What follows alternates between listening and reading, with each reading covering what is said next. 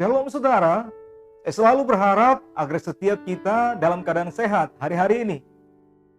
Dan doa kita bersama, biarlah pandemi ini segera usai, sehingga setiap kita bisa kembali berjumpa dan mengikuti kebaktian di gereja lokal kita masing-masing. Nah, bicara tentang kebaktian minggu, selalu ada aja hal-hal yang aneh, lucu, yang seringkali kita bisa saksikan di gedung gereja.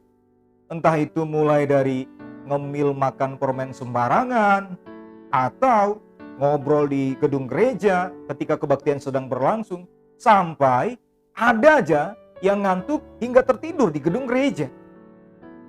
Nah, terkait ngantuk hingga tertidur di gereja, rasa-rasanya tidak etis, tidak elok jika kita berkata kita ngantuk hingga tertidur dikarenakan karena pembicaranya membosankan, karena pembicaranya monoton, sehingga kita ngantuk hingga tertidur. Saya menduga ada orang-orang yang ngantuk hingga tertidur di jam kebaktian. Ini disebabkan karena tidak mengelola waktu dengan baik. Ada orang-orang yang memang dia ngobrol nongkrong hingga larut malam. Ada orang-orang yang memang hangout atau hobi tertentu hingga subuh barangkali. Sehingga besok paginya ketika mengikuti jam kebaktian, ya otomatis mengantuk, saudara. Lucunya lagi, udah ngantuk, malah ngambil tempat duduk di ujung di pojokan gedung gereja. Ya malah makin ngantuk, sampai-sampai tertidur. Nah, jika ngantuk hingga tertidur di gedung gereja ketika kebaktian minggu berlangsung, apalagi ketika kebaktian via online. Saya menduga barangkali ada orang-orang yang ngantuk karena tidak mengelola waktu dengan baik. Mereka mengikuti kebaktian online sambil rebahan, sambil menyediakan ciki dan cemilan. Kenapa? Karena mereka tidak mengelola waktu mereka dengan baik. Nah, dalam Kisah Rasul 20 ayat 9 diceritakan bahwasanya ketika Paulus mampir ke Troas, dia sedang berkhotbah, dia sedang pelayanan di rumah ibadat, ternyata ada seorang yang bernama Eutikus justru ngantuk dan tertidur.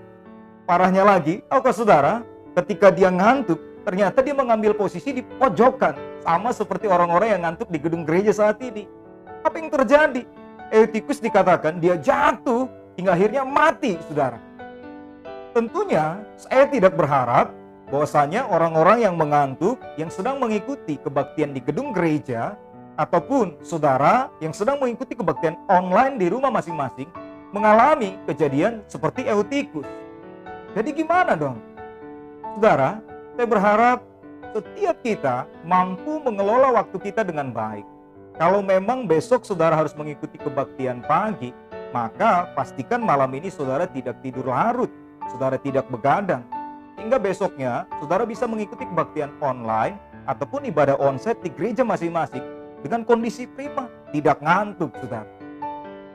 Mazmur 122 ayat yang pertama berkata demikian. Nyanyian Jara Daud.